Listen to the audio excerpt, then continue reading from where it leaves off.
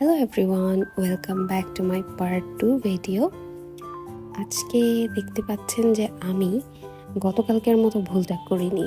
আমি পানির সাথে এই রঙগুলো, অ্যাক্রিলিক কালারগুলো খুবই ভালোভাবে মিক্স করে নিয়েছি। তারপরে জিপসাম পাউডারটা দিয়েছি, দেওয়ার পরে অনেক ভালোভাবে এটাকে মিক্স করে এখন মোল্ডে ঢেলে দিলাম।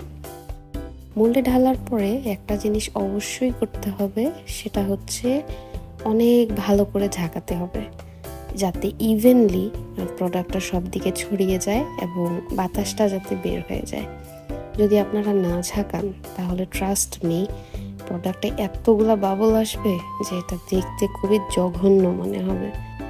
যদি প্রফেশনালি বানানো ট্রাই করেন তাহলে অবশ্যই একটু সময় দিতে হবে, একটু ঝাঁকিয়ে নিতে হবে ভালো করে, তারপর কিছু সময় রেখে দিতে হবে। আমি সাজেস্ট করব আপনারা এটা 20-25 মিনিটে যদিও জমে যায়, আই উড সাজেস্ট যে আপনারা এটাকে 40 মিনিট অ্যাটলিস্ট সময় দেন, বিকজ ভেঙে যেতে পারে। একটা জিনিস যেহেতু কষ্ট করে বানাচ্ছেন, এটাকে আর 20টা মিনিট সময় এক্সট্রা দিলে কি হয়? কিছুই হয় না। তো এই যে দেখতে পাচ্ছেন, উইদাউট এনি ফিয়ার আমি ডিমোল্ডিং করে ফেললাম এবং শাইনটা দেখেন কি অস্থির হয়েছে, তাই না? আপনাদের কেমন লাগলো কমেন্ট করে জানাবেন কিন্তু। আল্লাহ হাফেজ।